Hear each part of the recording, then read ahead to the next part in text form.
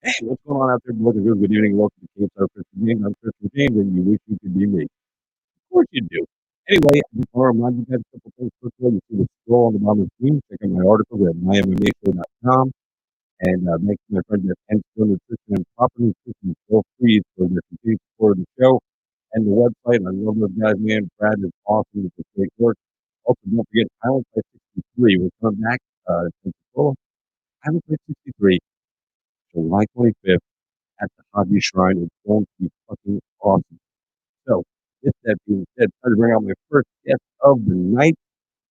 He's 16-6 as a professional fighter.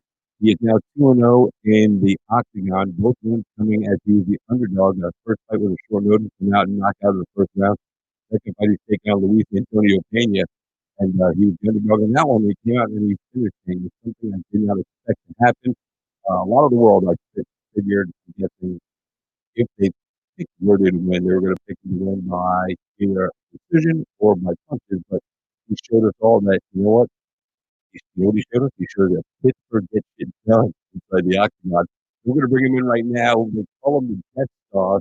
And here he is right now, ladies and gentlemen, the Death Star himself, the one and only Mr. Khama Worthy. Khama, how you doing, boss? Good, brother. Good, man. How are you? I'm good, man. I'm alive. I'm getting to chat with you, man. And I've had you on a couple times. You're one of my favorite people to chat with, you, because you're so fun and intelligent. And, even though I know you take this seriously, I don't think you take yourself too seriously in what you do, because at the end of the day, you're getting paid to beat the shit out of people. I mean, That's true. There's a lot worse jobs.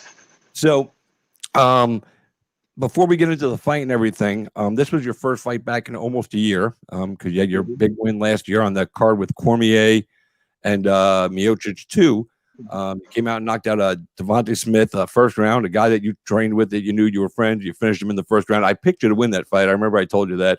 Yes. Nobody else did. Everyone was like, "Oh, that guy you're gonna win 5 days notice, whatever." I was like, "No, man, go back and look at this dude's videos. He gets shit done." So I had no problem picking you in that one. In this last fight, you and Luis Antonio Pena, Violent Bob Ross, I picked 0. I didn't pick either of you. I'm friendly with both of you, and I didn't want either of you to have your feelings hurt. I know you guys understand it's part of the game, predictions and all that, but Luis has always been solid with me, and I really like him. And I know his mom, so I think his mom would be mad at me if I picked against her son. And after chatting with you a few times, man, I'd feel guilty if I picked against you.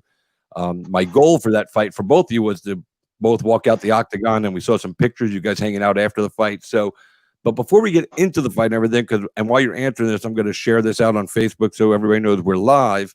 Tell us about your first fight week back, because coming back to the octagon after a year, the fight week has changed dramatically. I mean, and you came in short notice, and you got hit with the big fight week.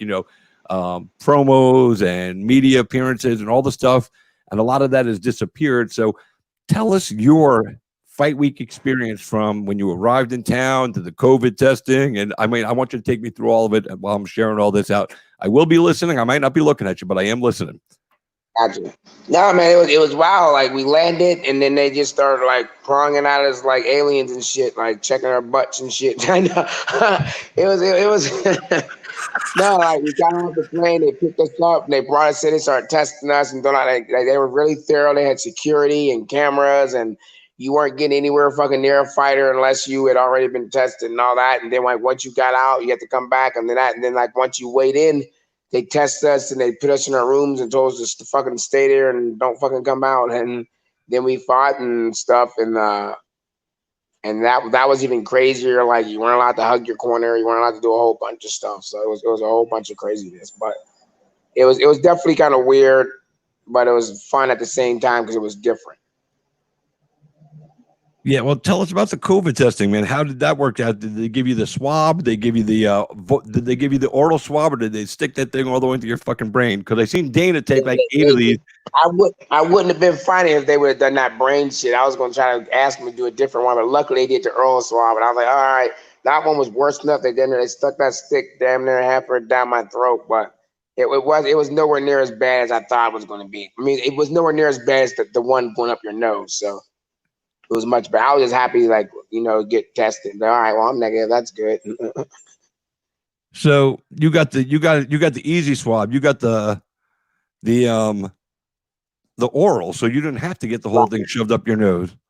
No, So that's pretty good, man. I had to do COVID testing up the nose, man. That shit is not fucking fun, bro. it does not look fun at all. At It's all. not fun. The during one of the fight weeks in Jacksonville, Cheeto Vera, a Yeah, client that's my man. of He's with my manager, and he's sitting there like screaming. That's exactly how I would have get been back because the in that. Earl was better than. If they would try to do that tip to my nose, it would have been a serious problem. Yeah, and it was funny because like Jason House is, and that's what a good manager does. He sits there and holds your fighter's hands through all the stuff. Who would have known he had to hold his hand through a test? But the funny part about it is, here's a guy who goes into the octagon and gets punched in the face, gets his arms, grabbed, choked, and all this stuff for a living, and they go to stick a Q-tip up your nose and fucking, I ain't no I badass anymore. was like, nah, I don't like it. I was like, no, I don't think I'm gonna like that at all. So you get to Vegas. They do all the stuff. They check you in.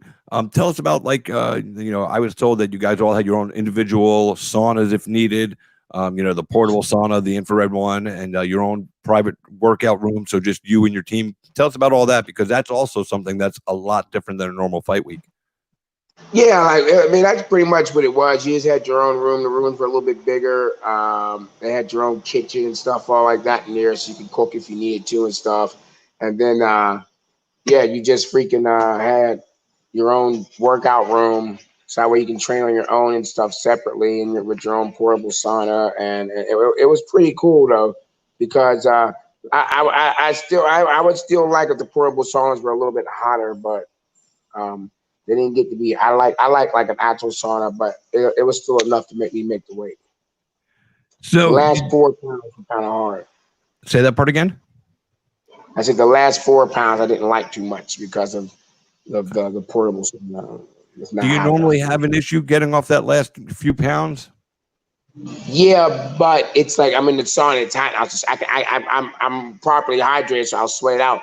But the sauna just didn't get hot enough for me. It just wasn't. I don't like. It's like you're stuck. You're claustrophobic. I just didn't like it. So, but I had my plastics with me. I put those on. And I kept sweating because of that. So So you get out there, you go through the COVID test, you get the easy COVID test. You don't even get the hard COVID test. You get your own sauna, your own room with the kitchen, your own training facility.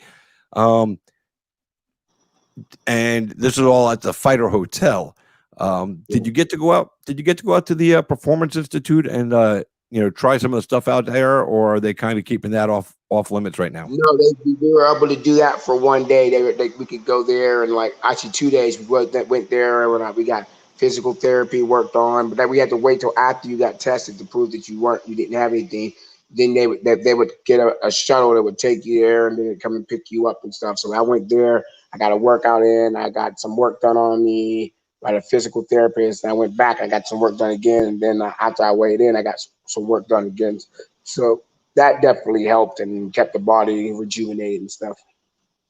Yeah. All right. So now we get out there. You got all the stuff going on. You got your weight cut set up. You got the last 4 pounds. You know what you're doing out there. Um, how about the weigh-in procedure? Because again, everything's so different. So with the weigh-ins, you go out there. Normally they have a lot of media. I know they had one or two media people out there, but you're weighing in. You're wearing a mask. Then they go to the face-offs. Was that weird for you going to the face-offs and standing against or in front of Luis with the face mask on? Because to me, part of the face-off, after weighing in is it's a little part of the mental game, where you get there and you can look your guy in the eye, you can make the facial expression. Now you can only see the eyes. So for you, is that a little weird or different? Like, do you like to get your grimace on? You be like, "Arr," and you can't do that with the mask on because it just looks like this. Yeah, I've never been one of those. I think that's kind of stupid. I'm like, we're gonna fight, so why are we like growling or like fronting? Like I've never been like that's never been my thing. I'm like, why? If I'm gonna punch you tomorrow, like why am I like doing shit today? Like I'm fucking tired. I just weighed in. Let me go home and take a nap. Like that's how I am. I'm always like, yo, I'm gonna go home and go to sleep. Let me go home and go to sleep.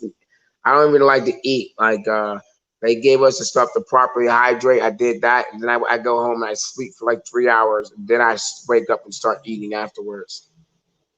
That's awesome, Devin. What do you mean? It sounds like we're underwater. Me or the or my man Khama here? Because I got this badass microphone, dude. If I sound like I'm underwater, I'm gonna fucking call up the people at Yeti and punch them in the face.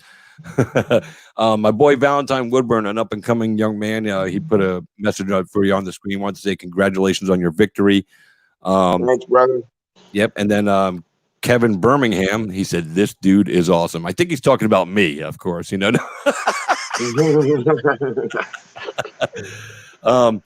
said, actually, Kevin said he's a fan of Violent Bob Ross, but Khama won him. You won him over big time, and I think that's a sentiment about a lot of people that have about you, because a lot of people don't know who you are. 16-6 as a professional mixed martial artist, but this is only your second fight in the octagon. Like I said, the first one you came out, you shocked the world. You got the knockout. You didn't shock me. You shocked every other motherfucker, but you shocked me. You shocked them, not me.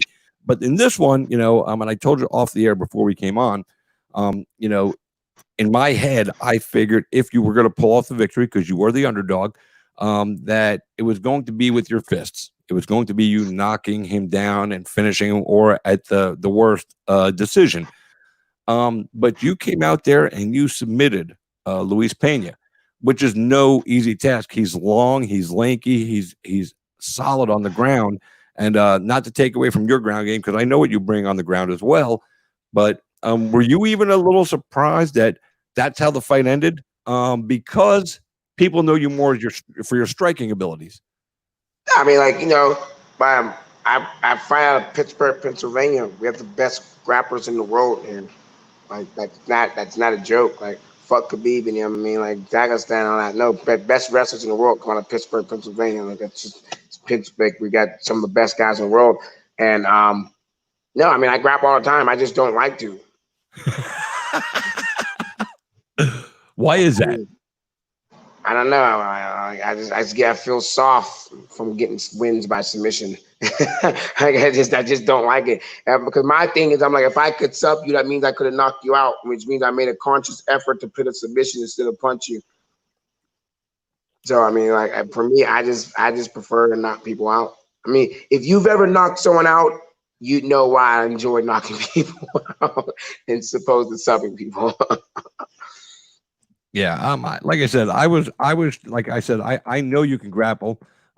So you getting a finish isn't shocking, but again, like you even said, you'd rather stand up and punch. So it was a little surprising. Tell us how you got to that spot, because again, you're the guy that likes to stand and bang. So but you've also shown a proclivity in your other fights as well, where you you'll go where the fight goes. You go with the flow. You roll with it, and take us through that moment of where the fight ended on the ground like that, and how you decided, all right, well, I'm down here. Let me use what I got. Well, it wasn't really. I actually fell back on purpose. I started to put the choke on to force him from stopping the takedown. He didn't stop the takedown. He gave me a choke. So when he started to push me over, I let him knock me over. I didn't really care about being pushed back. So I was. Oh, where'd he go? We lost my dude. Hey, Joseph, I know you can hear me there. If you can, you got your headphones and everything? All right, well, I can't hear you right now, but just stand by. I got to get Khama back. I don't know what the hell just happened to him. He just disappeared. I wonder if his phone died right in the middle of his interview. Where did you go? Oh, he's back. Hold on. What happened there? Oh, the phone? It popped up on the screen. I tried to go back, and it took me out of the whole thing. Oh, I got you. All right, no worries. That's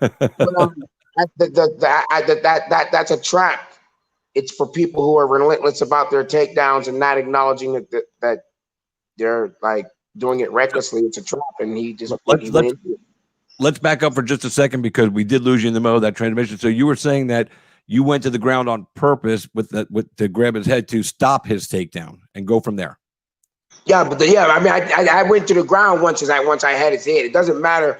That guillotine will work if you're. I don't care if he was to pick me up and slam me. If my elbow's over top of his shoulder, there is no exit. Like there's no exit to that. Like that, because like Bisbeam was like, "Oh, look, he's on the right side," and Cruz was like, "No, that's too tight." Like, there is no, as long as that elbow's over top of his shoulder, there is no exit. In fact, the proper guillotine escape makes it tighter, and then you basically choke yourself with it, with that type of modified guillotine. So once I dropped that hand down and he just kept pushing forward, I pulled it up to the other side of his neck, and he kept pushing forward. So I just fell back with him and just put the choke on. I didn't. I knew, like, I've gotten that on so many people simply because it's for that guy who's relentless about his takedown, and I just going to end up getting the choke from it.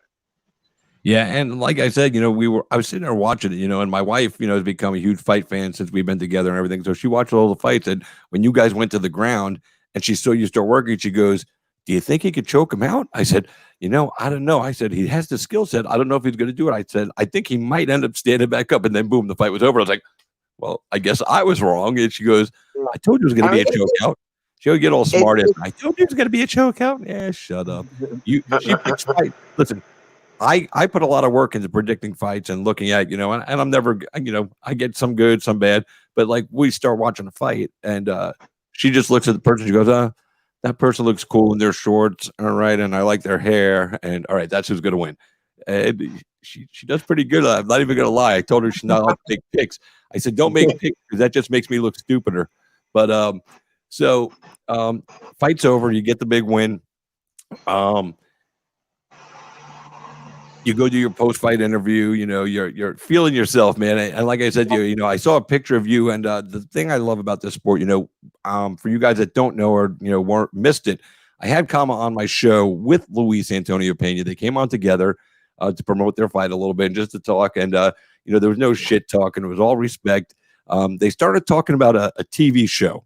These guys were having this conversation about a TV show. We got Violent Bob Ross and we got the Death Star, two of the coolest nicknames in MMA today. There's no doubt about it.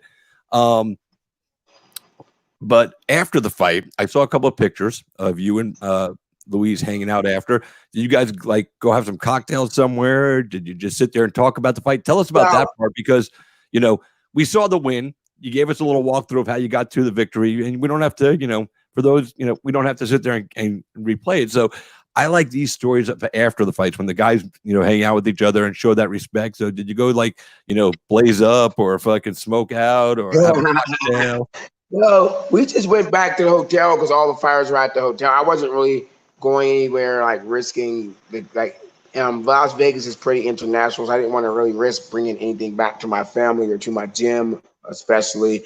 So we just went back to the hotel. All the fires were there. We were just there talking, bullshitting, joking around and shit. And me and him just talked a little bit, and then I actually went back and like we talked and took a picture and stuff. And we joked around, like, hopefully we can run it back at some point. And I was like, man, fuck that. By the time we get to run it back, my ass is gonna be retired. You're 27, I'm 33. We started laughing and stuff. So it was a good time. He's a real he's as cool as a dude as it gets and stuff. So and I actually kept seeing him. Like we left, we get to the airport, I see him. We go to our freaking stop, I see him and stuff. And it was really cool. Man. He's a really cool dude. And again, it's the same thing as with Devontae. They're so fucking young. They're like he's when I was his age, I was like struggling on the local scene to fucking make ends meet, and he's in the UFC making money. I'm like, dude, he'll just get better. He'll keep making money. He's a young black man doing his thing. I'm enjoying it. So I'm like, do your thing. I'm like, don't take it too hard. And that's exactly how he took it too. He's a real martial artist. He took it smart. He approached it.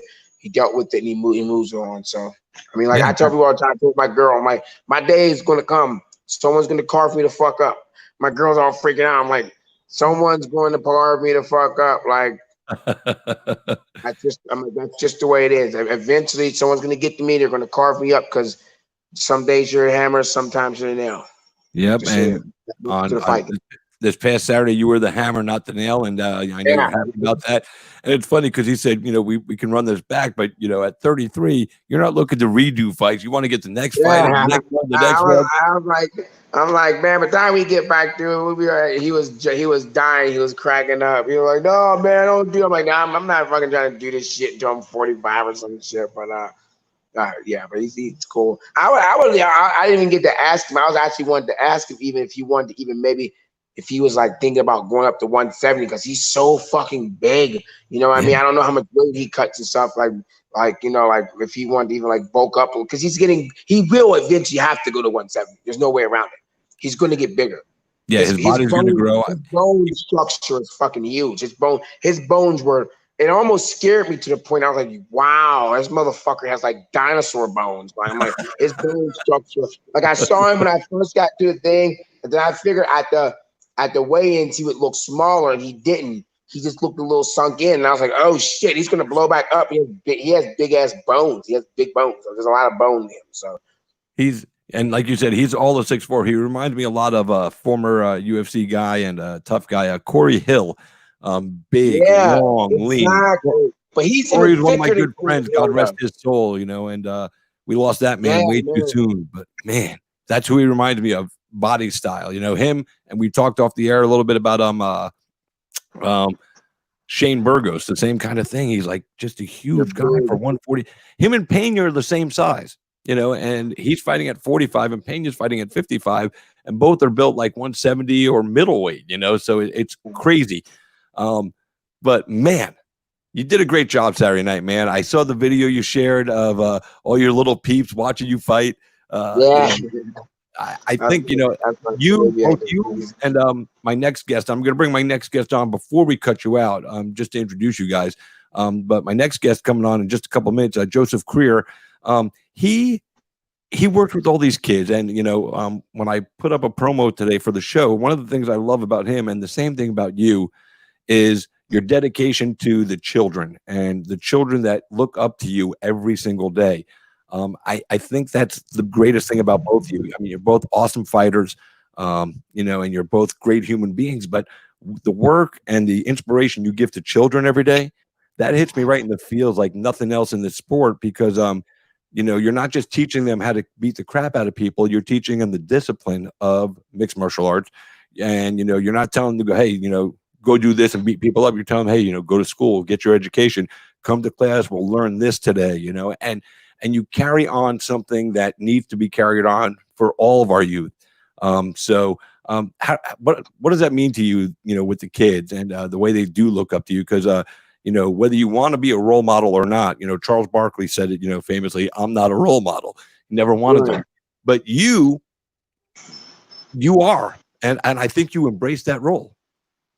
Yeah, I don't really like the term role model. I just like I like to be someone that gives people guidance. And you know what I mean? Like if they ask for it, I'll give it to you. Like I tell people like don't try to pattern yourself behind me, because each person is an individual. You know what I mean? I can't tell you what you should do in life, because I had a lot of people that I looked up to when I was growing up and stuff, and they didn't like trying to put me into a certain pattern. I don't want to tell people. I don't even tell kids to go to school. I'm like, yeah, go to high school and shit, but don't go to fucking college if you don't want to go to college. If that's not your thing, don't do it. Like, don't go to school because everyone tells you to go to school. Like, I'm more of a free spirited type. I'm like, yo, you want to fucking go do something else? You want to be yourself more than anything. Don't be a shell of yourself just because that's what you're supposed to be. And like, don't try to be me, because I'm fucking me. Like, don't be me. I'm me, and I like being me. You're not gonna like being me because you're not me. You're you. Right. So be you. If you like certain things that I do, or I make my fighting, or how I am, then that's cool. But don't try to be, or like, don't use me as a role. Don't use me as a like I said, as a role model. Just take certain qualities that I have, because I have folks that you don't know about. You know what I mean? I tell them like, dude. Like everyone wants to be someone until you actually are that person. Like, yo, this guy's a fucking asshole. Like, like so I'm like, yo, don't be me. Just take qualities that you like about me, and like try to implement those into you and what you're doing and how you're doing and stuff. So that's kind of like how I be. That's awesome, man. I love your take on that. And we're going to get one question from the crowd here before I bring in Joseph to say hi to you guys. But Trevor Peters wants to know, when do you plan on fighting again? Next weekend. We're going down to me and my manager talk. I think Fight Island's all booked up. They got everything all booked up for that. So probably like August or September. I'd like to fight at least twice this year. Like, so I hadn't fought in a minute. So I like to fight twice and get some good fights in, and set things up and get things from there. Awesome. Well, we can't wait to see you go again. I'm going to bring in my next guest. I want to introduce you guys. I always try to introduce people. Oh, and also, your boy Phil Rowe was ecstatic about your victory. As soon as you won, he put up a Rose Facebook. did. He posted. He put his jiu-jitsu coach on blast. He was like, "Yeah, man, my He man, did. come on with the stuff." And my jiu-jitsu coach is just saying his wrestling, his jiu-jitsu suck. I'm like, yo, I was making some dumb. I was making some hesitant decisions. That's why he was getting to those positions. I was funny as hell, man. For Rose a fool. That was so funny because he did. He put Julian Williams, and Julian Williams knows his Right game. on. And Dude was Julian like, "Damn, dog." he I'm put like, Julian right on blast. All right, so let's bring in my next guest. They call him the Dark Knight. He's a 7-1 professional fighter. He's 3-0 at Bellator, and he runs Bad Apple MMA F3 Training Center. His name is Joseph Creer. Joseph, how you doing, boss? Hey, what's going on? Can you hear me? So, Joe, yeah, I can hear you. You can hear me. All Yes, right, sir. and next to you in the middle of the screen, that's Khama Worthy. He just fought last weekend. He's the What's Death going on, my Star, and you're the Dark Knight. That's So, right. you guys are on two of the biggest promotions on the planet. I'm pretty sure you were able to hear what I was saying about you when you were off screen. And Khama's the same kind of guy. He really does work well with the kids. I know you do because I've worked with you at Island Fights when you're bringing in your young kids and everything.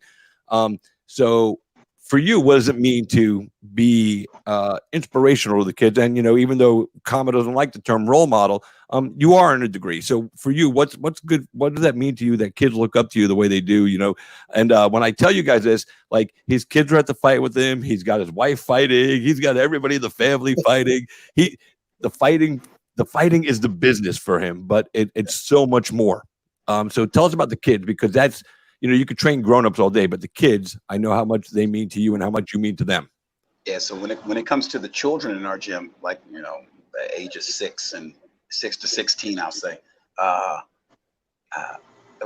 think Khama said it. I was listening to you guys, and he said, "I don't want them to be me." Well, he said that he doesn't want them to be me. He doesn't want them to necessarily emulate him or anything like that. Because, well, with me, the way I deviate is I want them to find their own path, and the only thing is, if I can help them in some way, shape, or form, then great. I don't really like stepping on parents' toes, even though it happens in every gym how you have that overexcited parent that'll say, "Well, you should do it like this." I said, "Well, have you ever done jiu-jitsu, sir?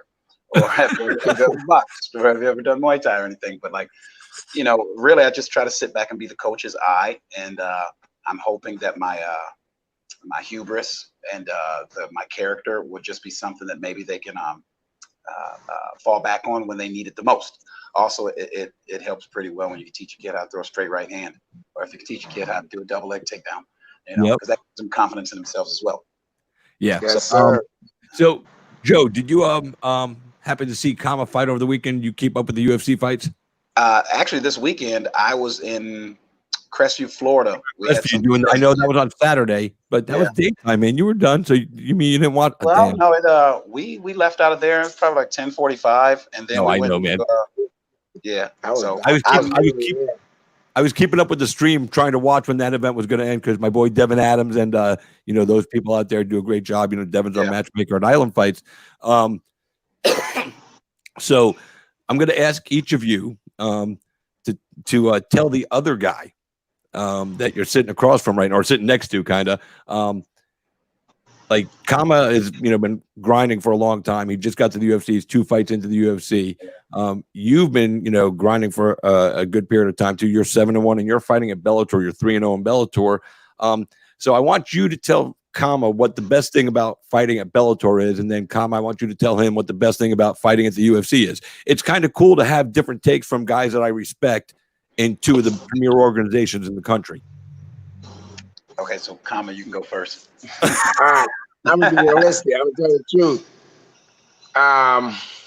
The best thing that I like about fighting for the UFC is I think that after I'm done with the UFC, it will be I can like branch off to other organizations. You know what I mean? Because even me personally, like with my record, I was aiming to get to one fighting championship. That's what I wanted to get to. I was like, I prefer soccer kicking people. I think Americans' version of MMA is really, it's not realistic. I'm like, if you shoot on me, I should be able to soccer kick you. You can grab my ankle, I should be able to soccer kick you. So I was aiming for one fighting championship. And when I got the shot for the UFC, I was like, that's even better Because if I was to be able to do something like Eddie Alvarez and like go to UFC and then go to a different organization, I think it just that UFC thing just kind of helps you to be able to get into different doors and stuff like that. The notoriety, yeah, I guess the notoriety. Yeah, you don't even have to be like good. It's weird, dude. Like say Northcutt's good, but he's not really that good. But like when he went to one, they were like all up on him, and I was like, oh, okay, like yeah, I'm like he's not really that good. They're like he's in the UFC, and I'm like, but it's just like it's kind of like having like a BMW. Like, oh, I have a BMW, and I'm like, oh, you guys. It's just that it's that name. It's kind of like that. Even though that's more for like a layman term. You know what I mean? Like Sure. like I know and he knows. You know, there's world class fighters in every organization. Like every organization, there's world class fighters everywhere. Like obviously, because Gaethje came from World Series of Fighting. He's murdered all the way through the UFC. So that's plain and simple. Eddie Alvarez came from Bellator and became the world champion. Vincent Henderson came from WEC and became like, you know what I mean? Like freaking Anthony Pettis came from WEC and became the world. So obviously there's guys from all over the place. I was going to say my man Funky, Ben, what's his name? He came over. I'm like he just kind of came out of bad time. He was out of shape.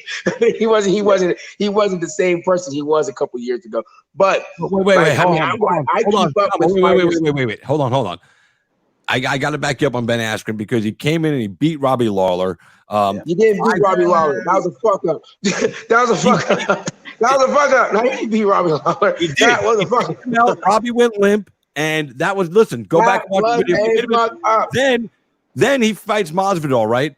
And but listen, just because he got caught in 5 seconds doesn't mean he sucks all of a sudden. You know, he sucks. He's just not the same. He's not the world killer that they thought he was. Oh, yeah, I agree with Khama. The one thing I say about Ben Askren, no one can deny his funk style wrestling. He's a very good wrestler. Striking, not so much. Athleticism, he has one of those round bodies, and I mean this with the utmost respect. Because he's done more than me. I trained with him. He showed me some shit. He's the coolest fucking dude, man. Absolutely. He's super fucking cool. Like he's like, look, I could sit back and drink a beer with that motherfucker, no problem. I mean, he talks about his losses and shit and everything, but like, it is what it is. But he got the opportunity. You know, you got to credit him because he built a specific amount of notoriety by being the ONE FC champion and defending it. So when he got that opportunity to come over to the UFC, that's a chance that anybody would take. You know, that's anybody would jump on that. And because notoriety pays your bills in the long run. And so that only helped his career. That only helped his career. Even though he won one fight and lost 2 fights, it still only helped his legacy and everything. Because he'll joke about getting knocked out and all kind of stuff, and it's still he's still able to talk about things that happen in the UFC, and people still pay attention to him. All because of his fights he had, and he only had 3 fights. He's only here for a year, but it still gives him more credibility from doing it. Yeah, and people paid attention to him before he got to the UFC because he really did a good job at branding himself, you know, being an undefeated champion at Bellator, then taking it over to ONE, the feud with Dana before he signed with ONE because, you know, he wanted to go back then and they didn't take him. And, you know, the best thing he does is he pokes fun at himself. You know, there was a couple of weeks ago at one of the UFC events, the first 3 or 4 fights all ended by knockout or finish, you know, like boom, boom, boom. And, you know, the world was talking like, oh, man, look at how quick this fight went. Ended 39 seconds, 54 seconds, everything. And Ben Askren comes on Twitter. He's like, yeah, those fights all ended quick, but none of them are going to touch my record, you know. And you can do that. Just like you, Khama, like I said about you, you don't take yourself over seriously about this. This is a fun sport that you get to do. You go out there and you put the work in, but at the end of the day, you're getting paid to fight people. And if you take it too seriously, you'll end up like Ronda Rousey. Oh yeah, we don't want that. Yeah, you can't. If you can't take an L, man, you in the wrong sport. Like I said, I told my girl, I'm like, someone's going to carve me up. Someone's going to carve me up like a fucking pumpkin. It's not going to be pretty. It's going to happen. It's just the way that it is. I'm like, there's no way around it. Like Khabib, I'm pretty sure Khabib's just waiting. Like, fuck, somebody's gonna. Eventually, someone's gonna carve you up. It's just part of the sport, man. Like Mayweather's a freak. Like that's what makes Mayweather like one of the goats. He's never like that's different. But in MMA, there's just too much. You're going to get it eventually. So I just accept the simple fact that it's going to happen. So, Joseph, tell us and Khama before we let him go. What's the best part of fighting with Bellator for you that you see as an advantage of fighting in that promotion at this point in your career? Yeah, well, I'm only 3 fights in with Bellator right now. But the one thing I can tell you, because I'm just basically just now getting off the regional scene.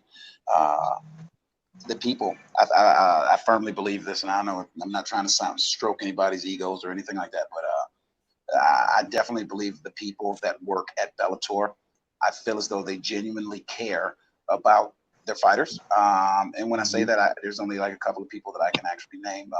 Say, for example, the person that kind of handles me in Bellator is a gentleman named Rich Chow, and I feel as though that I've made some sort of connection with him. Even I could be wrong, but what I'm saying, they've taken great care of me. There's 2 gentlemen, I forget their names, and they usually handle us. They usually drive us around. They're 2 black guys, and I was like, the second time when I fought for these guys in December, they were like, "Oh, Creer." I was like, "Oh, you guys really liked me. That's weird." Like, they really care about you, and I'm just saying. So I'll say it feels a little more genuine and not as commercial. But I try to explain to some of our guys that train here. UFC is big business. It's huge business. Publicly traded company. Their job is to put butts in seats and to produce content for ESPN and other broadcast organizations. Bellator, if you notice, it's on the downstroke right now. Right now, there are no fights in Bellator because of the corona. Bellator is privately owned, although they have a deal with Viacom or whatever. But if they can't put butts in seats, they're not going to make any money. And so that's why we're just sitting around right now. So that's plus side for you and the notoriety of the UFC. So you win today, sir. But like you said though, but I also, the big thing is also what you said. Like that's the biggest thing with the UFC is but it's a business. And Dana White always tells you, he doesn't bullshit around. Like he's like, it's a business, dude. Yeah. We're about making money, and that's right. I mean, of course, they treat us good and they do stuff right, but the bigger a business gets, the more money they have to make it to continually grow and be in the black and like build their stockholders and stuff like that. So it's a business and stuff. So I completely understand what you're saying, man. Yeah, absolutely. That's 100% a business. Well, listen, we're going to say goodbye to Khama so we can get into this with Joe. Khama, I hope you stay on and watch. But yes, sir. Congratulations again on the victory. Now 2-0 inside the octagon. Twice the underdog. Twice comes out with the win. The Death Star is rising in the UFC. And that's pretty dope, man. Like I said, when you got booked in that first fight short notice, I picked you to win. Nobody believed you. Like, you're fucking wrong, dude. I'm like, man, I'm wrong all the time, but I'm not going to be wrong on this one. But you came in and you got the big win. You sat and you bided your time. You waited for the right opportunity. You had a couple of fights fall out. You're supposed to fight this guy and this guy and this guy, and they snatched those from you. But I think things happen for a reason, and you got a big win against a rising star in the UFC. So, and Luis Pena, and I think you guys became friends after. I mean, so it's kind of it's a bonus to that. So, congratulations. We're going to keep up with you and talk to you soon about your next fight. Hopefully, end of August, beginning of September. Enjoy the time and awesome. Stay safe. God bless. And again, thanks for taking the time to join us. All right, enjoy your talk, man. Peace. Nice to meet you, man. Nice to meet you, brother. Yes, sir. All right, man. I got to tell you, Joseph, man, that guy, Khama Worthy, and no lie, when he got his first booking, it was a short notice fight. And I went and looked at some video, and I talked to my boy, Phil Rowe, and Phil knew him. And I started looking, and I was like, this guy's going to win this fucking fight. And everybody's like, no, he's not going to win. He's not going to win. But he won. And I had him come on my show like a week later, and I told him the whole story. He was laughing. He's good people, and I'm happy for his success. For me, I'm friends with both of those guys, so it was like, I told them both, I had them on for the show. I was like, I'm not picking either one of you to win. I just want you to both be able to walk out of the octagon after, because, sometimes it's hard to pick fights after you have relationships. Like for you, I've met you through island fights, and you're coaching guys, and you're a very intense man when you're in the corner as a coach, because you're in it. You know the rules, what's right and wrong for your fighter. You have their best interest at the forefront of your mind. It's not about you chasing clout, trying to get camera time for you going, I'm Coach Creer. It's about you making sure that your fighter gets that time, and you're just there to do whatever you have to make sure that he's treated properly from a promotion with respect. Not giving a bullshit opponent. I mean, you are all in, and that's one of the things I respect about you, and that was one of the reasons, more importantly than your fighting career, that I wanted to talk to you on the show. There's a lot of coaches out there who, we just had Mike Perry fight last week with no coach. Yeah. You feel some of the coaches clout chase. They're more worried about getting their face on camera and letting people know, hey, I'm the coach that taught him this, and they're telling him stuff. He felt that they were telling him stuff to do that, they're not fighters at right now. They're just coaches, so you ain't doing what I'm doing. So how the fuck can you tell me what to do? You, on the other hand, you're a fighter and you're coaching fighters. So when you speak to a fighter, you're telling them from life experience. I mean, and most of the coaches that I know have fought, but they're not doing it currently. A lot of guys, once they go to coaching, they, full-time coaching, they don't fight anymore. You're, like you said, you're just coming through the regional scene, making your way up to the national level, as far as, big promotion with Bellator. But you're training guys that are still doing amateur fights, and you're not just like showing up, for an hour a week. You're showing up. This is your gym, your job, your family, your lifestyle. So tell us why at this point, because, most guys in your position would be really concentrating on elevating their career at this point. You're 6-1, a 3-0 with Bellator. You really have momentum behind your career. You're in a positive spot in it. And most guys would, turn off the coaching thing and go, all right, look, man, I love you guys, but I got to take care of me right now. I got to get myself to that level that I want to be, I want to be a champion. So, but you don't do that. You seem to, and I've talked to a couple of guys that you've trained. You seem to have a really perfect balance, and it's got to be one of the hardest things to ascertain as a coach. That's a full-time coach who's also a professional full-time fighter. So tell us why you put so much time into the coaching, and how that helps you as a fighter in your career. Well, let me correct you with my record, just because I don't want to piss anybody off. So I'm 7-1-1 as a professional mixed martial artist. And you stated earlier that I was 3-0 as a Bellator fighter. I'm not. I'm 2-1 as a Bellator fighter. Really? Yeah. I swear to God, I'm looking at your record right now. I thought, the Austin Vanderford. You know what? When I punched you up earlier, this didn't even show up. Yeah. So yeah, like I'm 7-1-1. I'm 2-1 in Bellator. I'm 5-0 as a professional boxer, and I'm 1-0 as a professional Muay Thai fighter. Nice. So I mean, I've got a lot of experience. I've been doing this for over a decade now. My career, if I had to be brutally honest to myself, it was a little slow because for 14 years I was active in the United States Army. So I had to take it as slow as possible between deployments and training soldiers and doing everything that being a lifelong soldier entails. But one day I just said, what's going to make me happy? I always use this mantra. It's like that moment when you're the moment of your death. You're gonna regret the things that you didn't do. And I said, what's going to make me happy? What's that thing that I know if I pass it up, I'll regret as I transcend into the next dimension or whatever. And that was knowing that I can go out here and I can do this, and I can be a professional fighter, and I can fight at the highest level. And not just that I did it, and I knew I can accomplish it and create something out of nothing. The reason that I care so much about our fighters, amateur, pro, or otherwise, jiu-jitsu players, wrestlers, etc., is because it's like that movie Field of Dreams. If you build it, they will come. Yep.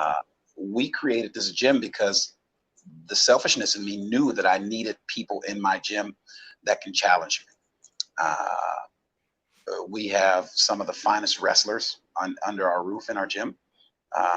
We've been ever so blessed to be stationed close to Fort Benning, and there's just a hidden village of Rangers of all different types and shapes and sizes, and they have different abilities. We have some people that are jiu-jitsu players. The majority of Rangers are wrestlers, and the one commonality amongst all Rangers, without any disrespect to the Rangers, is that they're horrible strikers. But so it's our job to teach those guys how to strike. but it's also their job to teach us how to wrestle. But we do have some very good wrestlers here. I'm sure you've met one of our guys. He's actually, we're trying to make a decision on whether he's on the back end of his amateur career and on the cusp. Hester? No, yep. Tim Tim Hester's a beast. And by the way, you brought up the wrestlers, and two things. Let me do this first. First, guys, you're watching Kate's. I'm Christopher James. We are live tonight in the studio. I've got my man, Coach Joseph Creer, aka the Dark Knight. Although I'm going to try to convince him to change his nickname to Joseph Coach Creer, because that really is who he is. He's a coach in everything he does. But you mentioned the wrestlers at Benning. All the Rangers are wrestlers. Well, just remember, there's more professional, top-notch MMA champions that all have wrestling bases. So, you can make fun of the wrestler if you want to, but they're the champs. You're right. I said that when we were driving home this past weekend. I was telling Tim, I said, think about it. If you think of all the UFC champions, the majority of them currently, they have the highest pedigree of wrestling. What they did is they figured out the fundamentals to striking. And once they figured that out, they used it to supplement their wrestling. And I told them also, these wrestlers, they aren't the best jiu-jitsu players, but they know enough to defend the jiu-jitsu advances so they can elevate their wrestling to win the fight. Yep. It's just, we always joke here. I always tell the guys, mixed martial arts is paper, rock, scissors. It's paper, rock, scissors with dire consequences. And so, if you use the wrong tool at the wrong time, you might lose. It sucks, but me personally, I never lose. Yeah, I'm 7-1-1, but I never lose because, you've probably seen all those memes. You never lose, you only learn. But the thing is, when you do lose and the judge raises the other guy's hand, it's a chance for you to learn and correct the mistakes, or you truly see what you need to improve upon, because that's what got you beat. And you can fix it. You just have to, once again, be humble enough to get your ass in the gym and get to work. And so with me, I just never leave the gym. I really don't even like outside. I don't like outside. Right here, I'm safe. I'm home. I'm comfortable. This is where I belong. Yeah, and I'm like you. I'm not a big outside guy, but I do go outside periodically. And one of the things that made me laugh was, you're not a young 25-year-old guy. You have a full life, a military career. You're 7-1-1, and you've traveled the world. Defending our country. And by the way, thank you for your service. I'm former Army myself, so we got that right in here. But you just learned how to fish. Yeah, let's say that. I mean, I've been fishing forever, but I learned how to fish. Yeah, let's say that. I learned how to fish. But I fished when I was a kid and everything, and I thought I knew what fishing was, and I learned how to fish when I was about 30, 35 years old. Absolutely. Somebody taught me how to fish. Absolutely. Yeah, I learned how to fish, because I thought fishing was putting a worm on a hook and throwing it in there and you'll get something. I thought that my whole life. And because of the shutdown, because of coronavirus, we had nothing to do. And I said, you know what? Maybe I should go buy some fishing poles and get out there on this Chattahoochee River and see what I can do. And I researched. That's what I do with everything in life. I researched how do you catch. That's what I Google search. How to catch fish in the Chattahoochee River. Yep. And I just followed the instructions. That was it. That was it, man. So isn't it amazing how simple it is? Just somebody gives you the instruction, then you follow them on anything really like whether baking a cake or making a sandwich or learning how to fish, how to tie your shoes. I mean, the stupidest things in the world.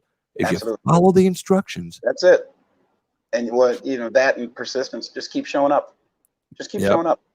So you've been showing up for a long time. You got all these kids, but let's and we talked about your coaching, and I'm so glad that you do it. I really am, because there are coaches out there, and that don't do it for the right reason, in my opinion. I'm not going to call out names. It's not right.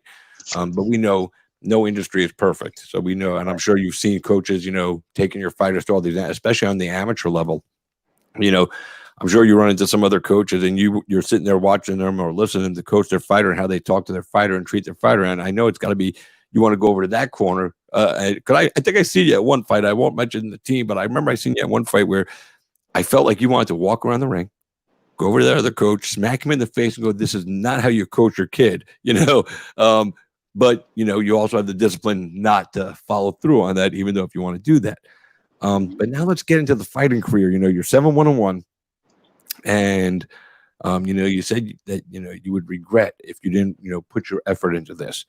So now here you are, and you're signed with Bellator, but they're not fighting. Yeah. So, and I talked to somebody about this the other day. I'm worried about Bellator. They got a lot of money behind them with Viacom, but they are not. They don't draw as big as the UFC. They're never going to. And there's no movement for any fighter from Bellator. I've been hearing rumors of this and that, but there's nothing concrete. The UFC has laid out a game plan on how to put on fights here in the States that are willing to do it. The testing protocols that have to be followed to make sure the athletes are protected, as well as the staff and the commission. So at this point, again, they have money. Now, they're not going to have a gate, and they don't do pay-per-view. But right now, they would generate ad revenue for the network, which is their parent company, through Viacom, and they would be able to bring in money in this climate. So they're not. And that worries me that they're not working hard to put on fights, because it worries me for guys like you and some of the obviously everybody on the roster. So with the frustration I'm sure you're feeling, because you're like, fuck, man, I'm ready to fight. I got momentum going. I want to go. Have you thought of an exit strategy? Have you gone with management? Do you have big management that can maybe navigate you out of Bellator if you need to do that to move to one? Because one's starting up on July 31st. Absolutely. The UFC, we already know, is going. And with your record and what you've accomplished, you would definitely be a viable candidate for the Contender Series to fight your way into the octagon if need be. You're not a stupid man by any stretch of the imagination. So I'm going to guess that the thought of an exit strategy somehow to move on, so you're not stagnant, because you're not, you're like Khama. You're not, 27. You're in your 30s, right? So you have to have a plan moving forward, and it sucks that you're going through this because as an older guy, when I say older, I mean older than 27. I'm an old guy. I'm 51. So, your shelf life is more limited than a guy like Luis Pena. Absolutely. So you have to get fights. So what's the plan right now? Is there something going on there that you want to tell us about? The only thing is that just right now, things are very dry. I always try to be the glass is half full type of person, and if it's not for me, it's not for me. If it's for me, it'll happen. Right now, like I said, I'm with Bellator, and we were at the point where we were renegotiating our contract, and then the coronavirus happened, and everything went south. I respect that company. I'm loyal to that company, just like I am to my friends and my family and those who I care about. I'm not the perfect man. No company is perfect either. But I've talked to my manager. So currently I'm managed by Lamont Chappelle. Love Lamont. He's good people. He's a very good person. Good human being. Watches out for his folks. Absolutely. He takes good care of me. We've talked, and he was saying, of course, the Contender Series is coming up in August, and we've talked about ONE FC because he has connections with both those other affiliations or organizations rather. But I told him, I said, since we've already discussed these things with Bellator, I'm not the type of person that would renege on something. We've already started, and I know I don't have the largest shelf life, but I still got breath in my lungs, so I'm not going anywhere. Although I'm older, I feel just as young as I always have, and I'm only getting better because there's a lot of things that I'm always doing every day to try to improve my skills. The future's bright. I just don't know. I don't know what's happening. So the easiest way for me to keep my mind off of things is just coming into the gym every day and working out and trying to improve myself and get these guys to the level that they need to be at. My primary focus is always on my training partners, the fighters, and these children, because they're the future. If you ask me about an exit strategy for me personally, it's just the amount of care that I put into the gym with each student that's here at the gym.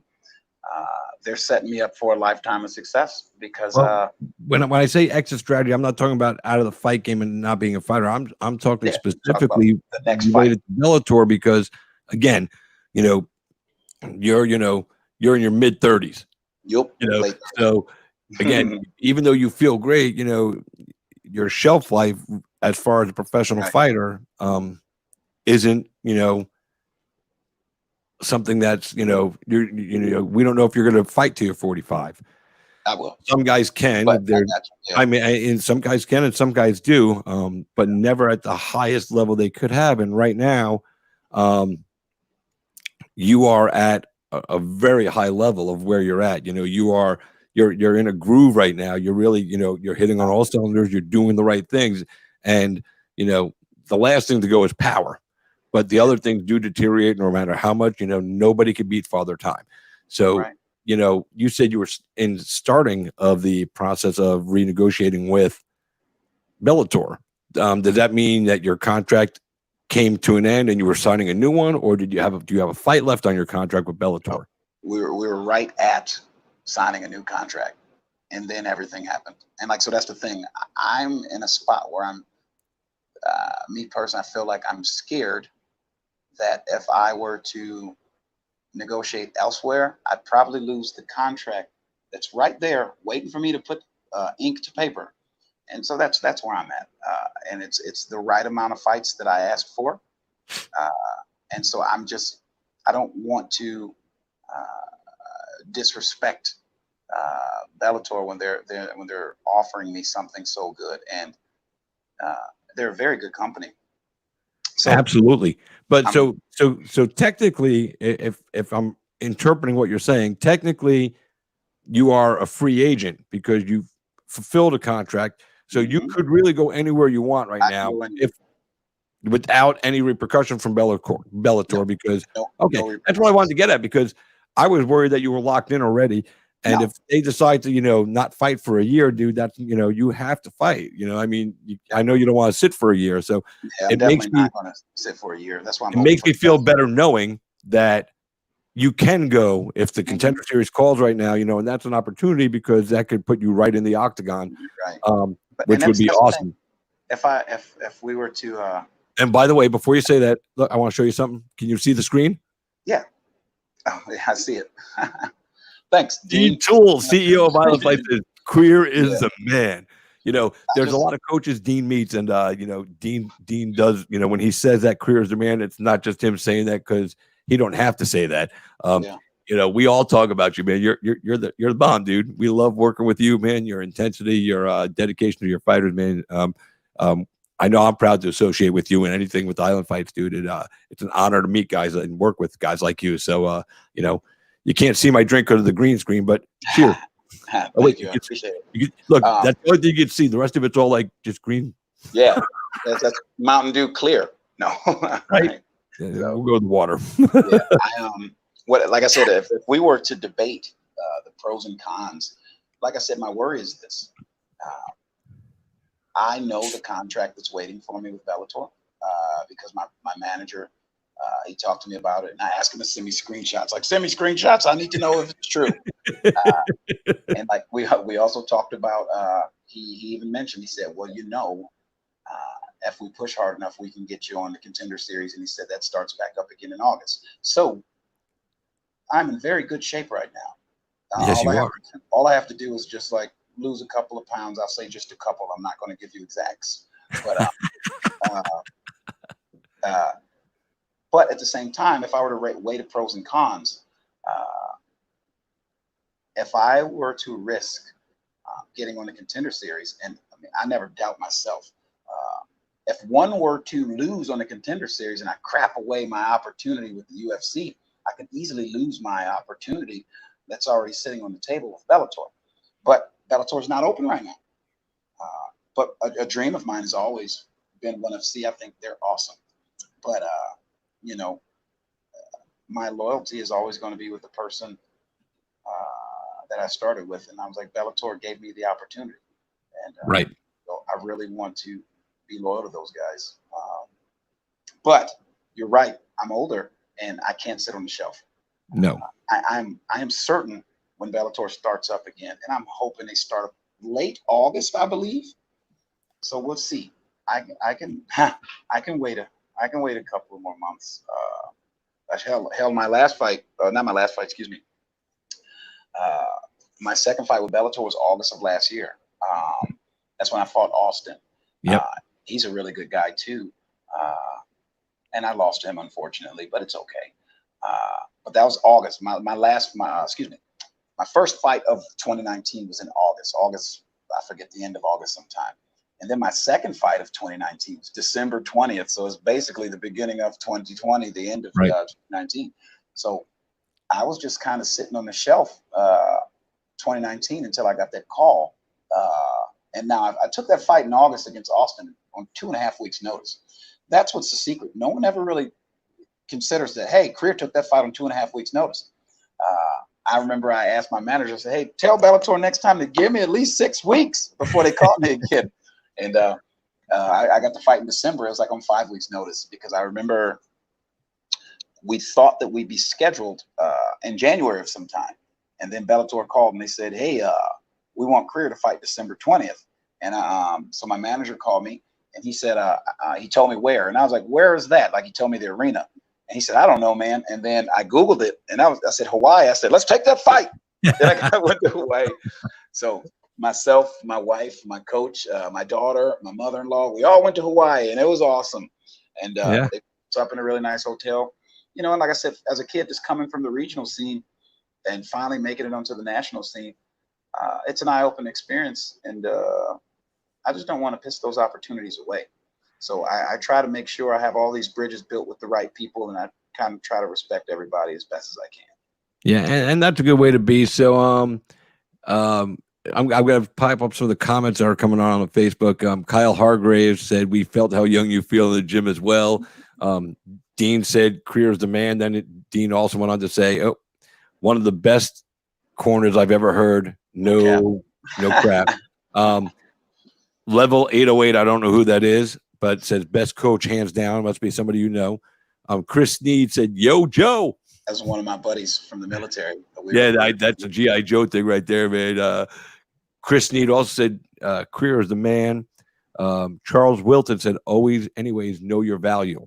And for you, that's what we're talking about, you know, as a fighter that's older, you know, the loyalty and all that is good. But if the opportunity comes, I mean, I think you have to take it because, you know, look, if Bellator likes you and you go to Contender and you don't win, it doesn't mean they're not going to bring you back to Bellator. I mean, you know, but then again, if you go to Contender and you win big, man, there's a UFC contract waiting for you. So, you know, you won't have a problem, in my opinion, if you go to Contender and lose. Signing with another top level, you know, promotion, whether it be Bellator or even coming to fight with us at Island Fights on our pro cards that get on UFC Fight Pass, you know, or LFA, you know, any of the bigger regional shows that are pretty much national shows now and international because of the exposure through Fight Pass. Alpine, Tim Hester, where there he is, he just showed the glove, the fire, and the muscles. Alpine Wolf says, yo, coach. Yeah. Dean Toole. And listen, you know, when I say this to you, you know, I work for Dean, so whenever I comment about Dean, you know, people would go, well, of course, you know, he's your boss. You have to. And listen, I don't have to. I say what I say about Dean Toole and fighting for Island Fights because Dean delivers. If he tells you and you sign with him and to do fights at Island Fights, and Dean says, you're going to get to the UFC, we're going to get you there, guess what? You're going to get your opportunities to get there. It's up to you to do with the opportunity what you need to do to stay there. But right here, Dean even says a lot of short notice UFC contract opportunities are available right now. So never, you know, because that could also happen. You might even skip the Contender. I mean, you're a free agent, you know, so, you know, hopefully, and like I said, your manager knows, your manager's got connections at every organization. So, you know, that might come up. Christian McMillan says, won't forget you coming to SPW, NSW, throwing the smackdown on some wrestlers. What's that all about? It's not a long story. 2018. Yeah, I believe it was 2018. So I was still in the regional scene, and I was in the top 10 in Georgia, and I had just won my first professional championship with Conflict MMA, ran by Jared Williams, one of my closest friends in mixed martial arts, and I love him like a brother. He actually got me really, when it came to the regional level, he got me right there at the cusp of the national scene, and I can never repay him ever enough, because he helped me do it. But I got my first professional championship belt, and then the guys from SPW, that's a wrestling promotion in our area, they were like, "Hey, Creer, would you be interested in wrestling?" And I was like, childhood dream. There it is. One of those, another right there on my deathbed. Would I regret not doing pro wrestling? I was like, absolutely. I told him, I said, one rule or one stipulation. My coach, Donnie Bellflowers, I don't know, you guys probably saw him. It's the older gentleman. It's always in my corner. He loved wrestling growing up too. Donnie's 58. And I was like, he has to do it with me. And they were like, okay, we can do it. And they brought a wrestler down to our gym, and they showed me how to take bumps. And I was like, this is just like break falling in judo and wrestling and in jiu-jitsu. And so he showed me how to do some things, and he showed me how to throw the punch and how to throw the kicks and stuff like that. That was pretty cool. Yeah.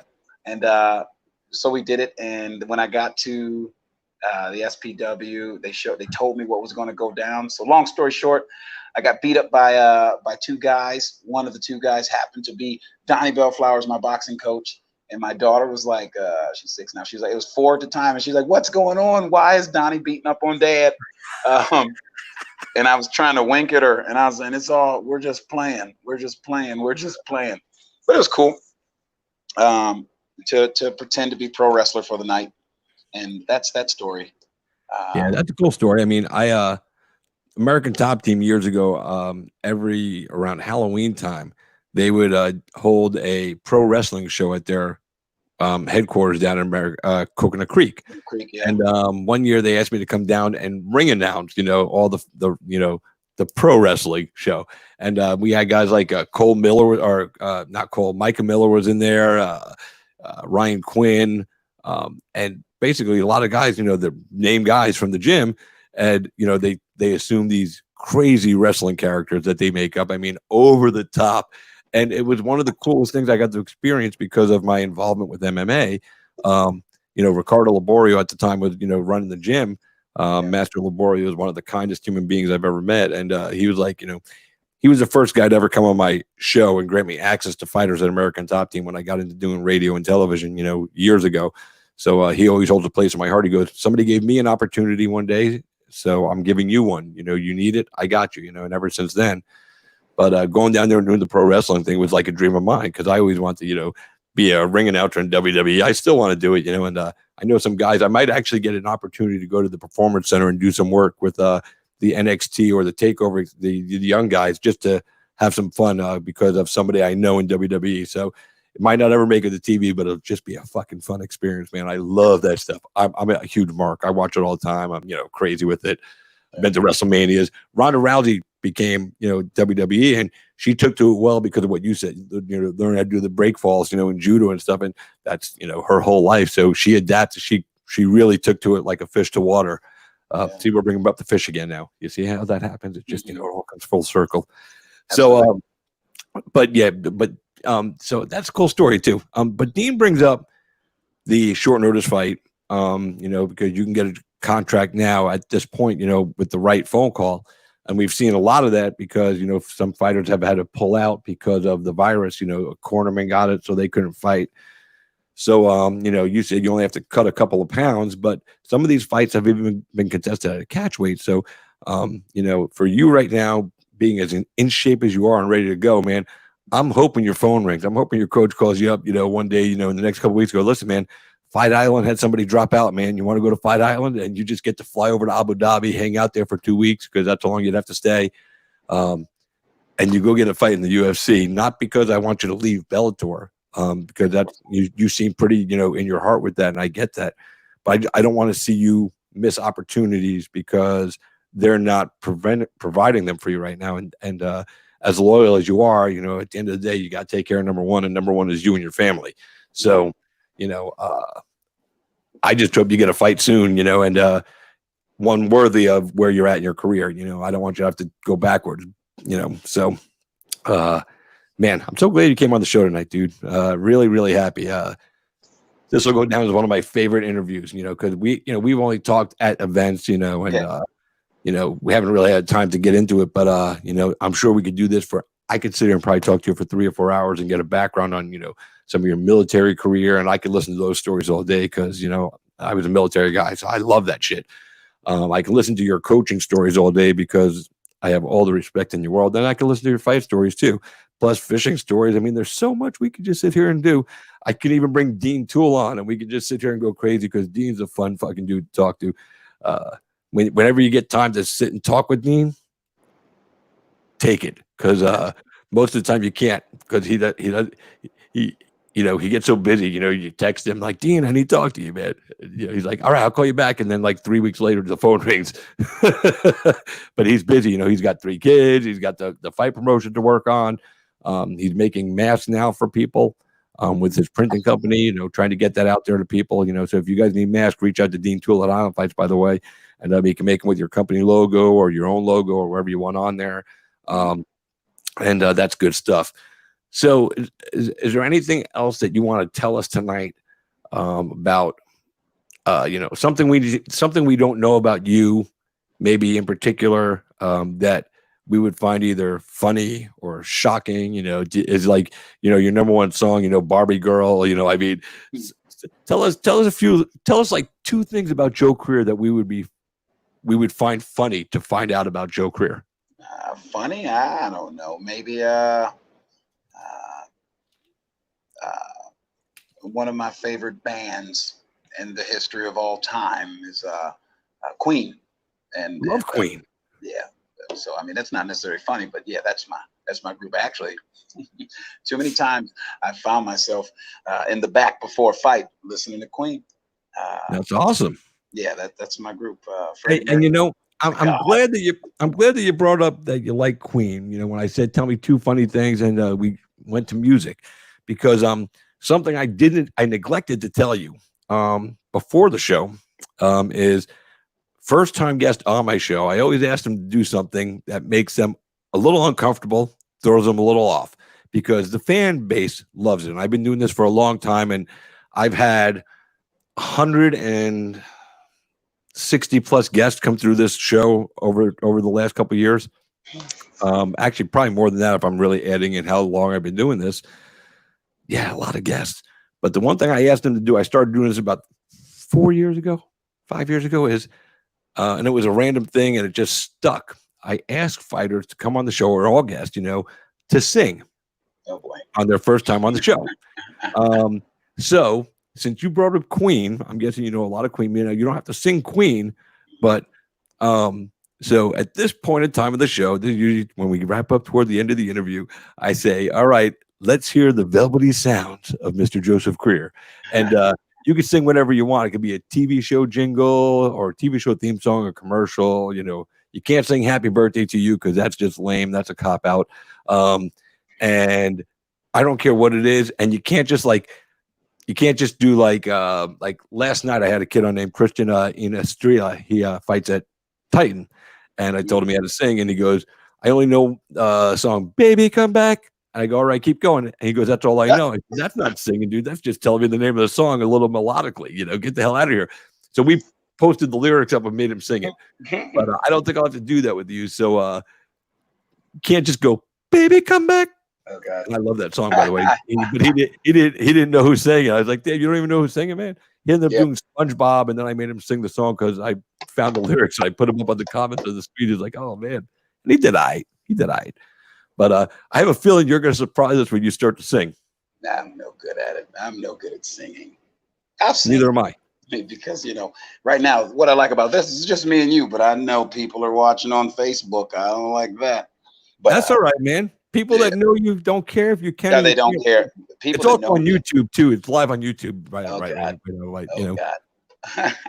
But nobody ever watches on YouTube. It's always on Facebook. The song that I've indoctrinated this song into my daughter's head, my wife as well, because this is one of the songs that I listen to when there's a fight coming up, or when I'm in the back, or if I'm running on a treadmill the week of the fight, cutting weight and stuff like that. Don't Stop Me Now from Queen. Do I have to sing it? You should know the lyrics. Everyone knows the lyrics. Hey, go ahead, sing it. Oh God. I mean, I'm not a good singer. It's okay. You don't have to be a good singer, man. Look, Tim Hester just came out and said, "Sing that shit." Shut up, Tim. You can't let your listen. You can't let your fans down, man. You got a lot of people watching that are all in love with you, man. So you can't you can't back out now, man. That's just like I'm not one to run. I can sing. I mean, I can sing it, but once again, I'm not the strongest singer in the world. Kyle Harger says, "I don't want to shave my face for fights either." So let's hear that voice, Coach. Oh, shut it up. I just won't look at you as I sing it. That's okay. You don't have to look at me, man. But if it helps, you can look me right in the eyes. That's even worse. Tonight, I'm gonna have myself a real good time. I feel alive. And the world, I'll turn it inside out, yeah. Floating around in ecstasy. So don't stop me now. That's about as good as I get. Don't stop me, because I'm having a good time. That's it. Having a good time. I'm a shooting star, leaping through the sky like a tiger, defying the laws of gravity. I'm a racing car passing by like Lady Godiva. I'm gonna go, go, go. There's no stopping me. I'm burning through the sky, yeah. 200 degrees, that's why they call me Mr. Fahrenheit. I'm traveling at the speed of light. I want to make a supersonic man out of you. Don't stop me now. I'm having such a good time. I'm having a ball. Don't stop me now. If you want to have a good time, give me a call. Don't stop me now. Don't stop me, because I'm having a good time. I don't want to stop at all. Yeah, that's about it. That's awesome, dude. You did a lot more than I thought you were going to. All right, so here comes the commentary. Kevin and Kevin K9 said, "Sing that shit, cuz." Sing that shit. Yeah, it's my cousin. Robert Jenkins says, "Joe, you're an awesome guy, no matter how well you sing." Yeah, Brian Posey, cool. Yeah, boy, get it. That's my friend. Creer, from Charles Wilton. He called you Freddie Creer. Yeah. LV level L 808. Found your backup career. Christopher Schultz said, "Get it, coach." Tim Hester said, "Lit." And Kevin said, "Don't stop him now." LOL. No, let's stop. Let's stop now. Oh, put this man on the voice. They're saying, "Goddamn, son."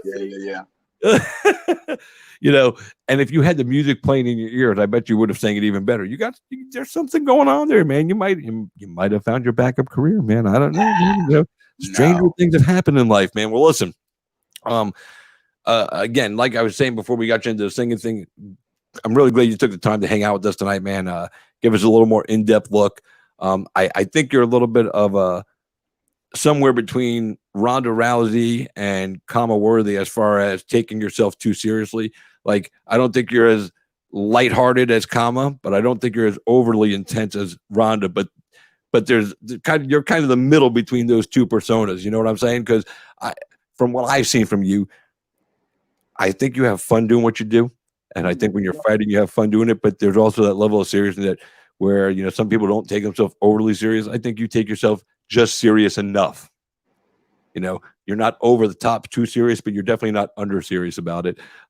And that works for different people. That's you. You're kind of in that middle. But yeah, we got to put you on The Voice. I like that idea. So I'm gonna send in an audition tape from this show. I'm gonna send it into them and say, "Hey, look, man, get this guy on. He's military. He's a fighter. He's a coach. Bring him on."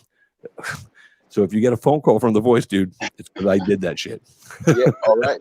But listen, man, I hope you enjoy the summer. I'm guessing I will see you July 25th in Pensacola for Island Fight 63. Absolutely. Haji Shrine.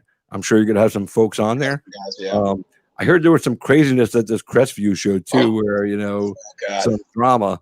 We're not even going to talk about that on the air, but I want to get your perspective on it when I talk to you face to face, because this is not, I don't think it's right to air some of the dirty laundry that was aired out, even though one of the guys came out, on Facebook and they were talking about it, the Mr. MR. it was crazy. Some of the stuff that I was kind of like, wow, man. I almost wish I was there for all this to see what, my own two eyes, how everything went down. But um, I want to get your perspective on it when I see you face to face, because hearing the story from you is probably going to make me laugh a little bit.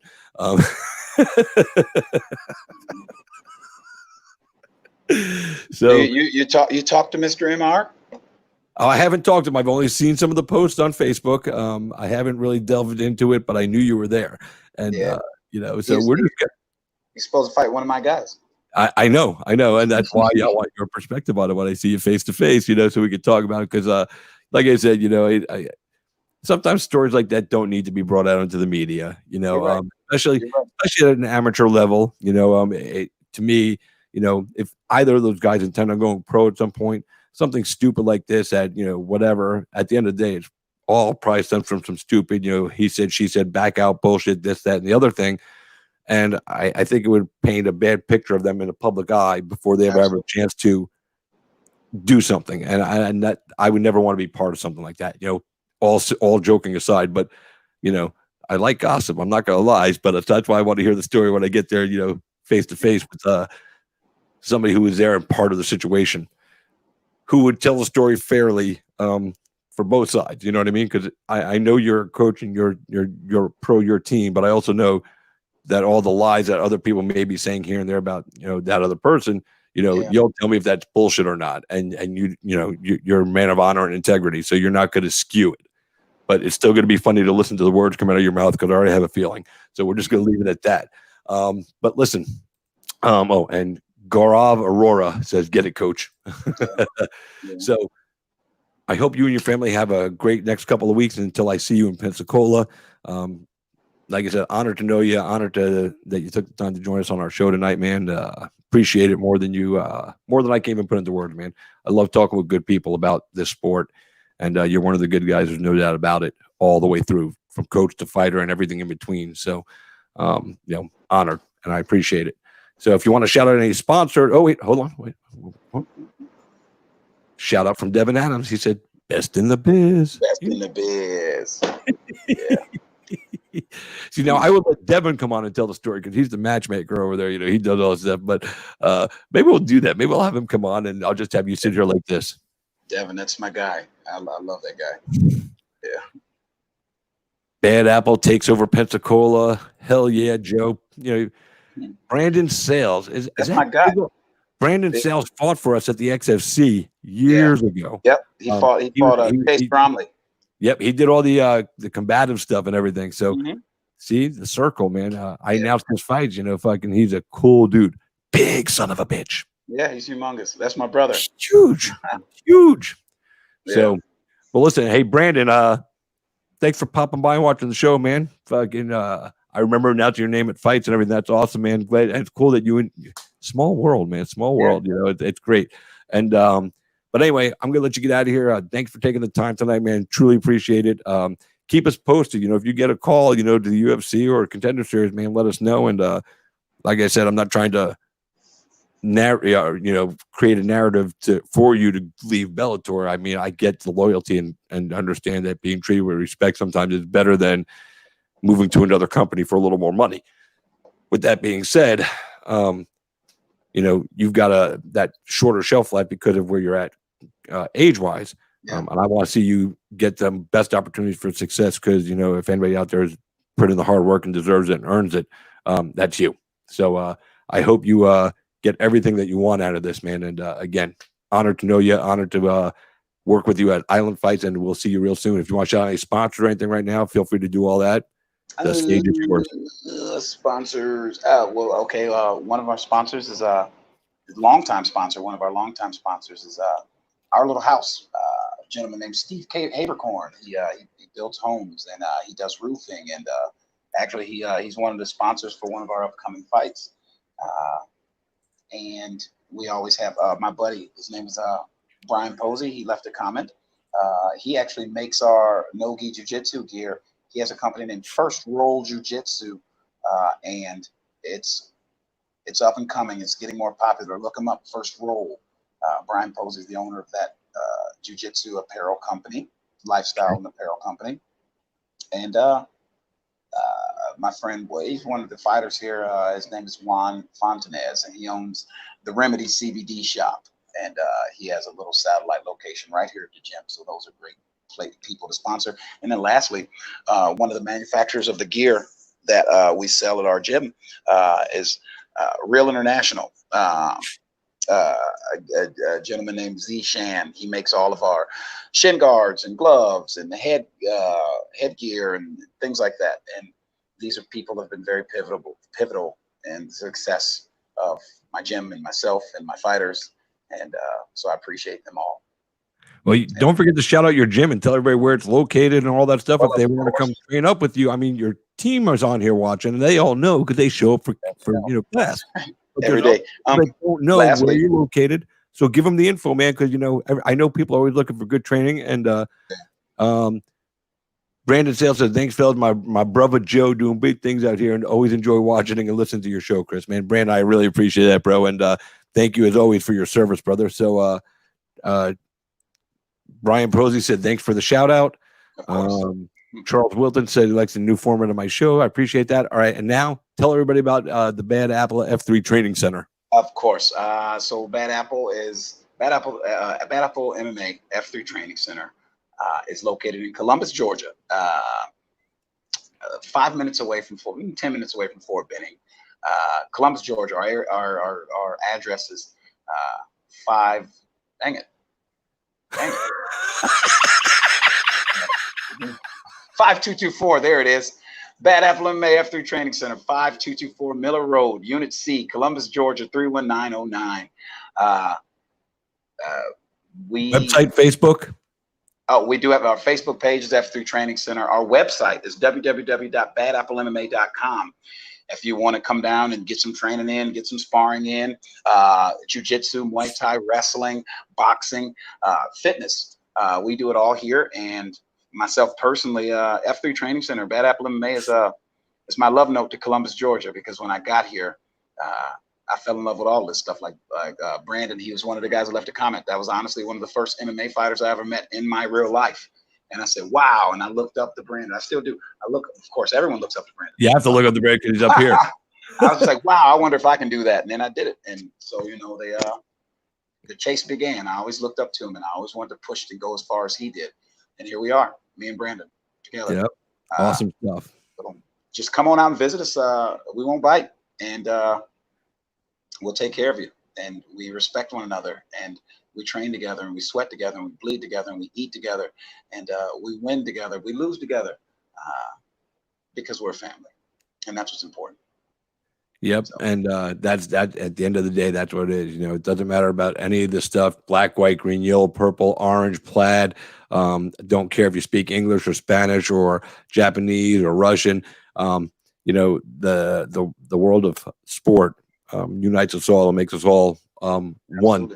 And hopefully the rest of the world can catch some of our swag of how we do things in the world of sports, because it is a close-knit community that doesn't. The world of sport is colorblind. Absolutely. World of sport is religion blind. I mean, it really is. So, the rest of the world needs to follow that example set by great coaches and athletes like yourselves and the people I have on my show every single week, and hopefully one day, fingers crossed, we'll get to a better spot in the world. But it's going to take guys like you and other athletes I know that toe that line, and say, hey, I don't care what you look like, what you smell like, what you talk like. Let's come in here and do this work and sweat and bleed and respect and learn together. And that's how the world gets along. So, right. That's the way to do it. Well, listen, Coach, you got to change your name to Coach Creer, just Joseph Coach Creer. I that's better than the Dark Knight. Batman already got that one, dude. So, you'd be just stealing his thunder. That's like gimmick infringement. And in wrestling, gimmick infringement is wrong. And a couple of quick things before you jump out. Colorblind at your gym. That's coming from Tim Hester. Love it. Love this gym because of the respect and the environment. Coaches are top notch. That's from Robert Jenkins. So the message is being delivered properly. And, that's all we can ask for, deliver the message properly. And you're obviously doing that every single day. So anyway, Coach, thanks for taking the time tonight. Appreciate it. You get some rest, because you got to go train people to be better people tomorrow. And that takes a lot of, you got to have your rest to do that, man, because you're shaping lives. And, we're happy that you do it, man, because there's going to be a lot of good people that fall under your tree. And for that, we're all appreciative, not just in the fight game, but in the world, because it carries on in other spots. So thanks so much for doing what you do. Enjoy the rest of your night, and we're going to flip you on out. Peace out. You have a great night. We'll talk to you again soon. Guys, that was Coach Joseph Creer from Bad Apple MMA F3 Training Center in Columbus, Georgia. We also spoke to Khama Worthy tonight. Two first-class citizens, man. These guys get it. They understand what life is about, and they, teach that in their gyms to kids and young adults and to other adults, that maybe need to learn some lessons in life. So with that being said, thank you both to Khama Worthy and Coach Creer for coming on the show tonight. I appreciate them both. Thank you guys for tuning in. I hope you enjoyed it.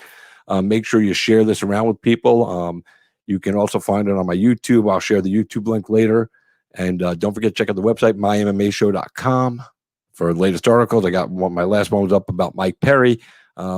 Cat's doing things like, nobody else does it. So, that's what he do. Don't forget that Island Fights is back. Dean Toole is watching tonight. Island Fights is back July 25th, Pensacola, Florida, at the Haji Shrine. Tickets are on sale. And until they tell us we can't have people, we're going to have some people. If you're an amateur fighter or coach or corner, you want to get on there, reach out to Devin Adams on Facebook. He's our matchmaker for our amateur shows. And, if he's got a spot, we'll get you in. Until next time, boys and girls, thank you for always being a part of my life and for you guys being a part of mine. I appreciate it more than I can ever put into words. And until next time, I am Christopher James, and y'all have been Cage Side. We'll see you next time. Good night. Nighty night.